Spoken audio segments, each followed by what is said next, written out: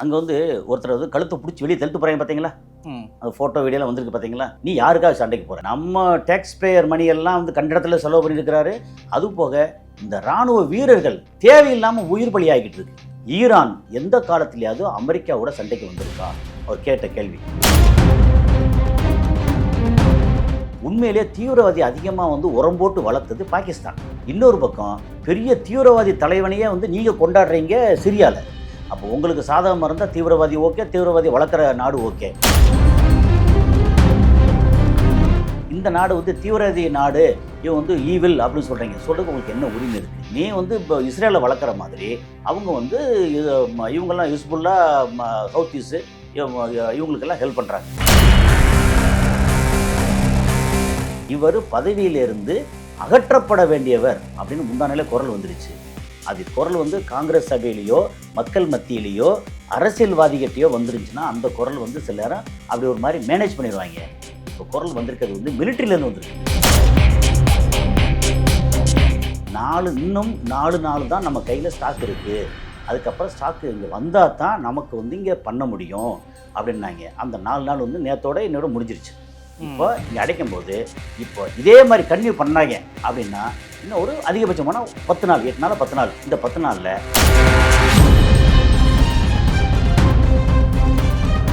Reflect voice நேயர்களுக்கு வணக்கம். இன்றைய சிறப்பு நேர்காணலில் நாம் சந்திக்க இருக்கின்ற சிறப்பு விருந்தினர் அரசியல் சமூக திறனாய்வாளர் கசாலி அவர்களை வரவேற்று நிகழ்ச்சிக்கு செல்வோம். சார் வணக்கம். வணக்கம் தான் சார். ஈரான், அமெரிக்கா, இஸ்ரேல் இந்த போருங்கிறது நாளுக்கு நாள், அதாவது கிட்டத்தட்ட 6வது நாள் இன்னைக்கு வந்துருச்சு. 6வது நாள் இடத்துல இன்னைக்கு இருக்கிறோம். கிட்டத்தட்ட பல விஷயங்கள் இன்னைக்கு பேசும்போதாவே மாறி இருக்கு. இந்த போர் வந்து ஒரு பக்கம் பொது வெளியில் ஊடகங்களை ஒரு சைடாக பார்க்கும்போது அமெரிக்கா கை ஓங்கின மாதிரி ஒரு சைடு, சமூக வலைதளங்களை பார்க்கும்போது ஈரானுடைய கை ஓங்கின மாதிரி ஒரு சைடு, இப்படியெல்லாம் இருக்கும்போது இன்றைக்கு அமெரிக்காவினுடைய இராணுவ அமைப்பு, அதாவது பென்டகன் வந்து இன்னும் சில நாட்களில் இந்த போர் நீடிச்சுன்னா அமெரிக்காவுடைய அந்த ஆயுதங்கள்லாம் காலியாகிவிடும் அப்படின்னு சொல்லி ஒரு எச்சரிக்கையை பென்டகனே கொடுத்துருக்குறாங்க. நமக்கு தெரியும் உலக அளவில் அதிகமான ஆயுதங்கள் அளவில் விற்பனை செய்யக்கூடிய நாடு அமெரிக்கா. அந்த நாடுக்கு இப்படி ஒரு சூழல் வந்திருக்கிறது இந்த போருடைய தன்மையும் எதை காட்டுது? இது கரெக்டான கேள்வி தான். என்னென்னா எந்த நாடாக இருக்கட்டுமே நமக்கு வந்து போர் அப்படிங்கிறது இப்போ இங்கே ஆரம்பிச்சிச்சு. ஒரு இடத்துல ஒரு 6 மாதம் போர் நடக்குது. ஆயுதங்கள் வந்து கொடுத்துட்ருக்காங்க, விற்பனை பண்ணிட்டுருக்காங்க. அதுக்கப்புறம் போர் அங்கே இல்லை. அடுத்த ஒரு வருஷம் கழித்து இன்னொரு போர் ஆரம்பிக்குன்னு அதுக்கடையில் வந்து தயாரிச்சுட்டே இருப்பாங்க. ஓகே, இதை வந்து இப்படி ஜஸ்ட்டு ஒரு சின்ன கம்பேர் பண்ணிக்கலாம். ஹிட்லர் இருக்கார் இல்லையா, ஹிட்லரோட தோல்விக்கு காரணம் ஒரு பக்கம் வந்து ரஷ்யாவோட ஐஸு, அந்த அக்டோபர் நவம்பரில் போகும்போது அதோட அந்த குளிர் அண்ட் ஐஸு, அதுதான் நம்பர் 1. நம்பர் 2 வந்து 7 வருஷமாக சண்டை போட்டுகிட்டே இருக்காங்க தொடர்ந்து. அப்போ இன்னொரு பக்கம் பார்த்திங்கன்னா பிடிக்கிற ஒவ்வொரு நாட்டிலையும் வந்து இந்த மெட்டீரியல் எடுத்து இதெல்லாம் எடுத்து கொண்டு வந்து பீரங்கிலேருந்து இதுலேருந்து பிளான் செஞ்சுக்கிட்டே இருக்காங்க.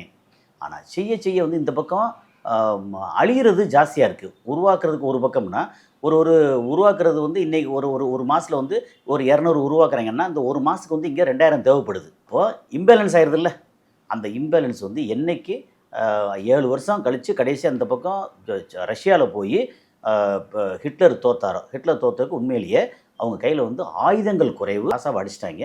அடித்து முடிச்சுட்டு இந்த பேச்சுவார்த்தை பண்ணுறோம் இது பண்ணுறோன்னு சொல்லி இந்த 2026 இப்போ இல்லாமல் இப்போ 2027 2028 ஈரானோட சண்டையை ஆரம்பிச்சிருந்தாங்கன்னா ஓகே அவங்க எல்லாம் ஸ்டாக் பேல் இருந்திருக்கும். இப்போ பென்டகனுடைய இந்த எச்சரிக்கைங்கிறது எதை கொண்டு வரும்? என்னென்னா இப்போ எச்சரிக்கை வந்து நம்ம கையில் உதாரணத்துக்கு ஒரு 1,00,000 ஐட்டங்கள் இருக்குது. கடந்த 4 வருஷம் இங்கே கொடுத்துட்டே இருக்கோம். இப்போ 2.5 வருஷமாக இங்கே கொடுத்துட்ருக்கோம். இப்போ சமயத்தில் இந்த சண்டைன்னு ஆரம்பிச்சாச்சு. இதுக்கு எல்லாத்துக்கும் என்னென்னா 2 கப்பல் வேறு நிற்குது. 2 கப்பலுக்கு துணை கப்பல் வேறு 20, 40, 50 கப்பல் நிற்குது. அப்புறம் ஒரு ஃப்ளைட்லேயும் வந்து 2 ஒரு ஃப்ளைட்டுக்கு அவ்வளோ ராக்கெட் வேறு வச்சு எல்லாம் ரெடியாக வச்சுருக்கோம். அப்படின்னா அப்போ 1,00,000ங்கிறது அப்படியே குறைஞ்சி இப்போ வந்து ஒரு 20,000 25,000 மிச்சம் இருக்குது. அங்கே மற்றெல்லாம் இங்கே ரெடியாக லோடில் இருக்குது, அடிச்சுக்கிட்டு இருக்காங்க. இப்போ திருப்பி அடிக்கிறாங்கல்ல இங்கே ஈரான். அடிக்கும்போது அவங்களுக்கு தேவைப்படுறதெல்லாம் வந்து கொஞ்சம் ஏற்கனவே சைனா வந்து இறக்கிருக்கு. இப்போ இங்கே அடைக்கும்போது இப்போ இதே மாதிரி கன்டினியூ பண்ணாங்க அப்படின்னா இன்னும் ஒரு அதிகபட்சமான 10 நாள், 8 நாள் 10 நாள். இந்த 10 நாளில் அமெரிக்காவில் டிப்ளீட் ஆயிரும், முடிஞ்சு போச்சு. அப்புறம் தயாரிப்பாங்க. ஆனால் அந்த தயாரித்து முடிக்கிறதுக்கு இன்னும் 6 மாதம் ஆகலாம். இல்லை, ஏற்கனவே ட்ரம்ப் நமக்கு சொன்னதாக ஒரு நினைவு என்னென்னா, நாங்கள் இன்னும் எங்களுடைய முழு பவரை இன்னும் காட்டலை, இன்னும் எங்களுடைய முழு ஆயுதங்களை பயன்படுத்துவோம் அப்படின்ற மாதிரி சொன்னார். இப்போ அது எல்லாம் வெறும் வார்த்தை தானா? முழு பவருங்கிறது வந்து அணு ஆயுதம். முழு பவர், நாங்கள் முழு பவர் காமிக்கல, இதை தான் காமிச்சிக்கிட்டு இருக்கோம் அப்படின்னு. முழு பவருங்கிறது அணு ஆயுதம். ஏதாவது ஒன்று ஒரு 2 குண்டை வந்து இங்கே போட்டு விட்டாங்கன்னா இந்த மொத்த ஏரியா வந்து சுடுகாடாயிரும். அதுக்கப்புறம் எங்கே எழுந்து வர்றது? அவர் சொல்கிறதுக்கு மீனிங் அது. ஆனால் இப்போ என்ன அணு ஆயுதம் போட்டாங்கன்னா மொத்தத்துக்கு அமெரிக்கா வந்து தனிப்பட்டு போயிடும். இதுக்கப்புறம் போடவே முடியாது. போட்ட எல்லா நாடும் ஒன்று சேர்ந்து தனிப்பட்டு போயிடும். அமெரிக்கா தனிப்பட்டு போயிடுச்சுன்னா அப்புறம் அங்கே வந்து கொடுக்கல் வாங்கல் எதுவுமே இல்லாமல் அமெரிக்கா வந்து நாசமாக போயிடும். அதனால் போட மாட்டாங்க. ஆனால் அதையும் மீறி இந்த மாதிரி கிறுக்குத்தனமாக ஒரு அதிபர் இருந்தால் போடத்தான் செய்வாங்க. அது அந்த மீனிங் அது. ஆனால் இதை ப்ரொடியூஸ் பண்ணிட்டு இருக்காங்க. ப்ரொடியூஸ் பண்ணால் கூட அங்கே டிப்ளீட் ஆகிட்டே இருக்குது. இதெல்லாம் போக இன்னும் ஒரு இது இங்கே இதில் சொல்லிட்டு இருந்தாங்க, ஐஆர்ஜிசின்னு சொல்கிறாங்க. அப்புறம் ஐடிஎஃப்லேயும் சில தகவல்லாம் வந்தது. உள்ளுக்குள்ளே பேசின மாதிரி அது 100% உண்மையான தகவலும் தெரியும். ஆனால் நிறைய தகவல் கலெக்ட் பண்ணுறோம்ல, அதில் வந்தது என்னென்னா, இந்த ரிட்டாலியேட் பண்ணுறாங்கல்ல, என்னென்னது நம்ம டேவிட் சிலிங்கு இதிலேருந்து இவங்க அமெரிக்கா யூஸ் பண்ணுறது வந்து பேட்ரியாட்டு தாடு, அப்புறம் அங்கே யூஸ் பண்ணுறது வந்து நீங்கள் அயன்டோமாக இருக்கட்டும், டேவிட் சிலிங்கு, ஏரோ 3, அதுக்கப்புறம் வந்து தாடு, இதெல்லாம் சேர்த்து அவங்க யூஸ் பண்ணுறாங்க. இது அத்தனைக்கும் இதோட இது பேசிக் என்ன? ஒரு பக்கம் ரேடாரு கண்டுபிடிக்குது, ட்ரிகர் பண்ணுது. இது இங்கேருந்து ராக்கெட்டு தான், அதுவும் மெனுவரபிள் கிளம்பி போகுது. கிளம்பி போகும்போதே மேலே உள்ள அந்த சேட்டலைட்டுக்கும் கனெக்ஷன் இருக்குது. இந்த ரூட் இங்கே போயிட்டு இருக்கான்னு சொல்லி அவன் இந்த கனெக்ஷன் கண்டினியூட்டி வந்துகிட்டே இருக்குது. போய் மேலே அடிக்குது. அப்போ ஒரு ராக்கெட்டோ அல்லது ஒரு மிசைல் ஏவுகணை இது வருதுன்னா ஒன்று அடிக்கிறதுக்கு இது 4 தேவைப்படுது, 4ஓ 5ஓ தேவைப்படுது. ஓகே, அடிக்கிறாங்க. அவங்க சொல்கிறது என்னென்னா, இன்னும் 4 நாள் தான் நம்ம கையில் ஸ்டாக் இருக்குது. அதுக்கப்புறம் ஸ்டாக்கு இங்கே வந்தால் தான் நமக்கு வந்து இங்கே பண்ண முடியும் அப்படின்னாங்க. அந்த 4 நாள் வந்து நேற்றோட என்னோட முடிஞ்சிருச்சு. ஓகே, அவங்க கையிலையும் இப்போ இங்கே இருக்கிற அமெரிக்காவோட தளங்கள் இருக்குல்ல, அங்கே தளங்கள் இருக்கிற இடங்களில் ரிட்டாலியேட் பண்ணுறதுக்கு அல்லது இன்டர்செப்ட் பண்ணுறதுக்கு இந்த ஏர் டிஃபென்ஸ் சிஸ்டத்தோட ராக்கெட் இருக்குல்ல, அது ஃபீட் பண்ணி வச்சுருப்பாங்கல்ல, 24, 16 பண்ணி வச்சுருப்பாங்கல்ல, அது எல்லாம் வந்து டிப்ளீட் ஆயிடுச்சு ஆல்மோஸ்ட்டு. அது இல்லாமல் இவங்க ஃபஸ்ட்டு என்ன பண்ணாங்க, அவருடைய தாடு ரேடார் சிஸ்டம் இருக்குல்ல, அதை பூரா அடிச்சிட்டாங்க. ஆமாம். அப்போது நீங்கள் வந்து ராக்கெட் இருக்கட்டும், தாடு ரேடார் சிஸ்டம் இருந்தால் தானே இது வந்து ட்ரிகர் பண்ணி விடும். நீ எங்கே போய் அடிப்பீங்க? பண்ண முடியாது. அது அடித்ததெல்லாம் வந்து எல்லாம் வீடியோ வெளியே வந்துருச்சு. ஆமாம் ஆமாம். ஏன்னா ஒரு தாடு வந்து 20,000 கோடிக்கு மேலே சொல்கிறாங்க. 20,000 கோடினா இன்னொரு பக்கம் பார்த்தா 80,000 கோடின்றாங்க. அது ஒரு மாதிரி அது பில்லியன். நான் 5,000 ரூபா, வெறும் 5,000 கோடி ரூபா அதை வச்சு காலி பண்ணியிருக்காங்க. இது வந்து ஒரு 30 லட்ச ரூபா. இது அப்படின்னா 20,000 கோடி. சரி, $20,000, $20,000, $22,000, $30,000 சொல்லி அந்த வெரைட்டி வச்சுருக்காங்கல்ல, இதை வச்சு போய் அடிச்சிருக்காங்க. அப்போ என்னென்னா, ட்ரோனை வந்து இன்டர்செப்ட் பண்ண முடியலங்கிறது. ட்ரோனை இன்டர்செப்ட் பண்ணுறதா இருந்தால் 100க்கு 70 வரைக்கும் பண்ண முடியுது, அல்லது 70, 72 வரைக்கும் பண்ணுது. 28, 20, 30 ட்ரோன் வந்து விழுந்தாலும் ஒரு 30-40 கிலோ வெடிபொருள்னு சாதாரண விஷயமா. இப்போ நீங்கள் வந்து செஜ்ஜிலோ அல்லது கொரம்ஷாகரோ அல்லது ஃபட்டாவோ அதில் போச்சுன்னா 1500 கிலோ, 800 கிலோ, 900 கிலோ அப்படின்னு வெடிபொருள் இருக்கும். அப்புறம் சில இதில் பார்த்தீங்கன்னா கொத்துக்குண்டு மாதிரி வந்து ஒரே இதில் வந்து ஒரு 15, 16, 20 அப்படின்னு பிரிச்சிருக்கோம். இங்கே பாடி அடிப்பீங்க, இது பூரா கீழே பிரிஞ்சிச்சுன்னா ஒரு 500 மீட்ரு, 300 மீட்ரு, 1 கிலோமீட்ரு அப்படின்னு அங்கேருந்து மேலேருந்து பிரிஞ்சு விழுந்துடும். எத்தனை அடிப்பீங்க? ஒரு இது அடிக்கலாம். ஒரு 20, 30 பிரிஞ்சால் எத்தனை அடிக்க முடியும்? அது கீழே விழுந்து அடிக்குது. அது வந்து ஜெருசலத்தில் அடித்தது. இங்கே பாருங்கள், இப்படி அடிச்சிருக்காங்க, கொத்துக்குண்டை வச்சு கிளஸ்டர் பாம்பு வச்சு அடிச்சிருக்காங்கலாம் சொன்னாங்க. எல்லாம் கரெக்டு. ஆனால் ஒரு விஷயம் நடக்குது இங்கே. ஈரானுக்கும் பிரச்சனை தான். என்னென்னா, நிறைய அடிச்சுட்டே இருக்காங்க. ஆனால் அவங்க கையில் இருக்க ஸ்டாக் பைல் இருக்குல்ல, அது இன்னும் டெய்லி ஒரு 800லேருந்து 1000 ஏவுகணைகள்னால் ராக்கெட்டு ஏவுகணை எல்லாம் சேர்த்து ஒரு 50, 60 கிலோமீட்டர், 70 கிலோமீட்டர், 100 கிலோமீட்டர், 200, 500, 1000, 2000 கிலோமீட்டர் வரைக்கும் அந்த டிஃப்ரெண்ட் வெரைட்டி இருக்கு இல்லையா. இதில் வந்து ஒரு நாளைக்கு ஒரு 800, 1000 ராக்கெட்டு விட்டால் கூட இன்னும் 1.5 மாதத்துக்கு ஸ்டாக் இருக்குன்றாங்க. ஏன்னா 2 மாதம் ஸ்டாக்கில் வந்து ஒரு 15, 20 நாள் ஸ்டாக் வந்து ஆல்ரெடி டெஹரானில் அடிச்சிட்டாங்க. மிச்சம் வச்சுருக்கிறதெல்லாம் இன்னும் 1.5 மாதத்துக்கு டெய்லி அடிக்கலாம். அதை திருப்பி தாக்குறதுக்கு இவங்க கையில் வந்து ஸ்டாக்கு முடிஞ்சு போச்சு. இப்போது 4 நாள் தான் இருக்குன்னாங்க. அப்புறம் அங்கே பெண்டகனில் சொன்னது வந்து அங்கேருந்து அங்கே அனுப்பிச்சா கூட அங்கே 10 நாளைக்கு தான் இருக்குது. அப்போ 10 நாளைக்கு அடிக்கலாம், இவன் அடிச்சுட்டே இருப்பாங்க. 11 நாள் இப்போ இருக்கும்போதே வந்து ட்ரோனை வந்து இன்டர்செப்ட் பண்ணல. இப்படி இருக்கும்போது இப்போ இன்னொரு பக்கம் என்னென்னா, முன்னாள் இராணுவத்துறை டிசி தலைமை அவர் என்ன பண்ணுறாருன்னா, இந்த போரை விரும்பலை அப்படின்னு சொல்லி ட்ரம்ப்புக்கு எதிரான ஒரு மனநிலை அமெரிக்காவில் உருவாகி இருக்கிறதாக ஒரு சில செய்திகளை பார்க்க முடிஞ்சிச்சு.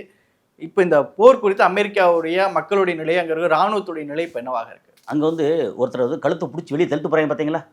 அந்த ஃபோட்டோ வீடியோலாம் வந்திருக்கு பார்த்தீங்களா. என்னென்னா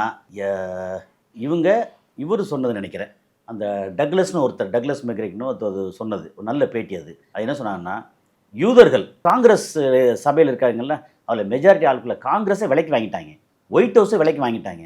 யூதர்கள் என்ன நினைக்கிறாங்களோ அதுதான் அமெரிக்கா செயல்படும் அப்படின்னு சொல்லி அவர் சொல்கிறார்.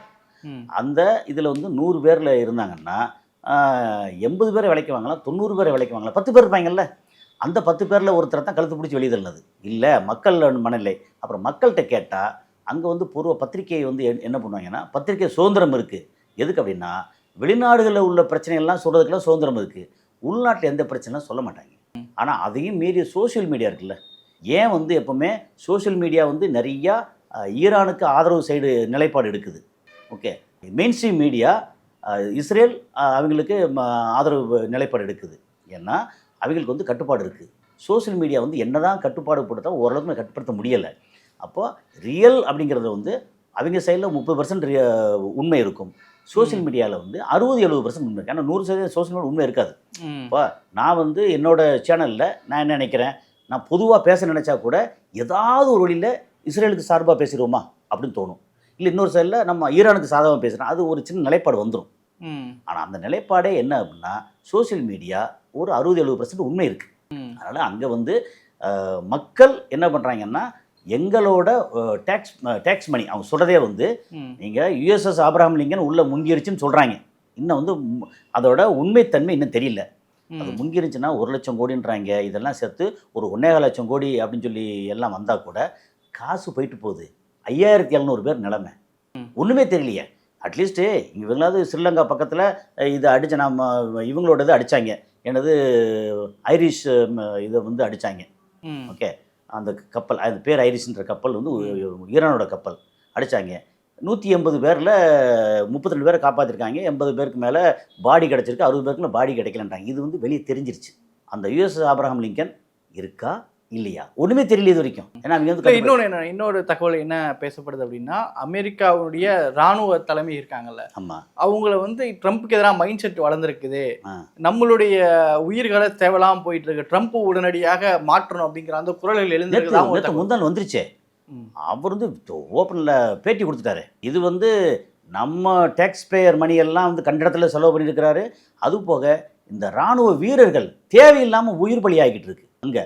அப்போ அவர் சொன்னது என்ன தெரியுமா, இது வரைக்கும் 47 வருஷமாக, அவர் சொல்கிறது 47 வருஷமாக இது வரைக்கும் ஈரான் எந்த காலத்திலேயாவது அமெரிக்காவோட சண்டைக்கு வந்திருக்கா, அவர் கேட்ட கேள்வி. சரி, நீங்கள் வந்து தீவிரவாதியை வளர்க்குறதுன்னு சொல்லியிருக்கீங்க, உண்மையிலே தீவிரவாதி அதிகமாக வந்து உரம் போட்டு வளர்த்தது பாகிஸ்தான். இன்னொரு பக்கம் பெரிய தீவிரவாதி தலைவனையே வந்து நீங்கள் கொண்டாடுறீங்க சிரியாவில், ஐஎஸ்ஐஎஸ் அண்டு அல்காய்தா அந்த தீவிரவாத தலைவனாக இருந்தவனை வந்து நீ அங்கே வந்து போட்டு போய் கட்டி பிடிச்சி நீங்கள் ஓகேன்னு சொல்கிறீங்க. அப்போ உங்களுக்கு சாதகமாக இருந்தால் தீவிரவாதி ஓகே, தீவிரவாதி வளர்க்குற நாடு ஓகே, இந்த நாடு வந்து தீவிரவாதி நாடு, இவன் வந்து ஈவில் அப்படின்னு சொல்கிறீங்க. சொல்கிறதுக்கு உங்களுக்கு என்ன உரிமை இருக்குது? அவர் எந்த தீவிரவாதத்தை வளர்த்தார்? அவங்க வந்து நீ வந்து இப்போ இஸ்ரேலை வளர்க்குற மாதிரி அவங்க வந்து இவங்கெல்லாம் ஹிஸ்புல்லா, ஹவுத்தீஸு இவங்களுக்கெல்லாம் ஹெல்ப் பண்ணுறாங்க, நீ பண்ணுற மாதிரி அவங்களும் பண்ணுறாங்க.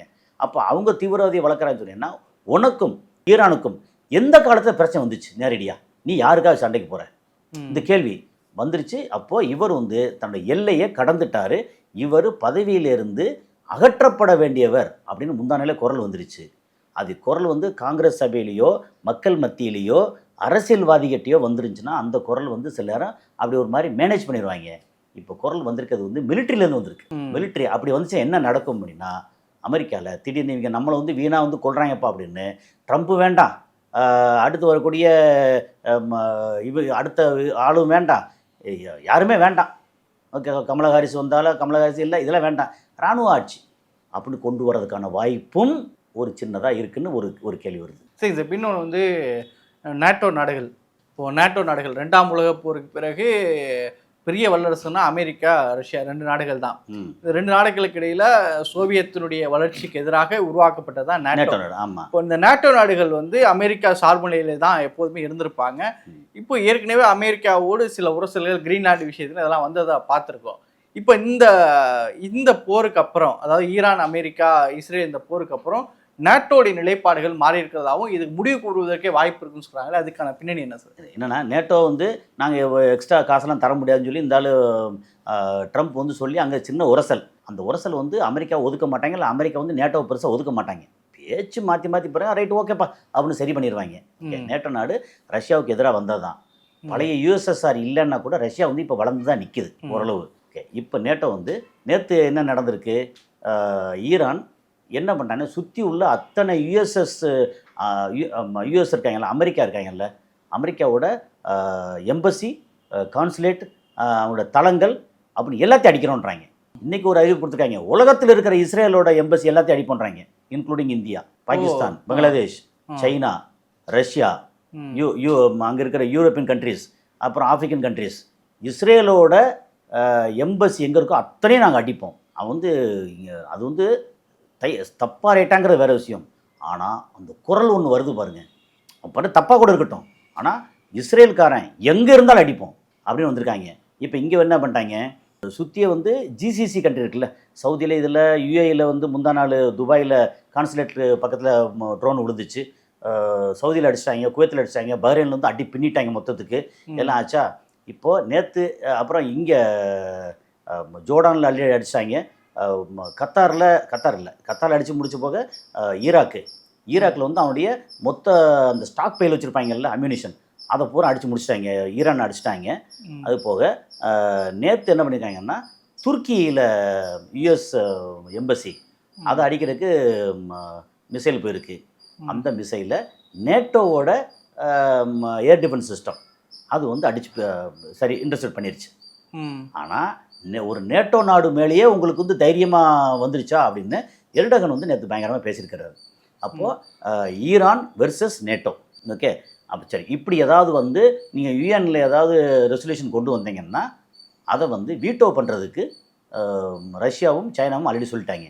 நீங்கள் ஈரானுக்கு எதிராக என்னத்த ரெசல்யூஷன் கொண்டு வந்தாலுமே நாங்கள் வந்து வீட்டோ பண்ணி அதை கெடுப்போன்றாங்க. கெடுப்பண்ண தடை பண்ணுவோம், நீங்கள் பண்ணவே முடியாது. ஏன்னா இஸ்ரேலுக்கு எதிராக இப்போ 52 வாட்டி அமெரிக்கா பண்ணாங்கல்ல, நாங்கள் ஈரானுக்கு ஆதரவாக பண்ணுவோம் அப்படின்னு நீங்கள் சொல்லியிருக்காங்க.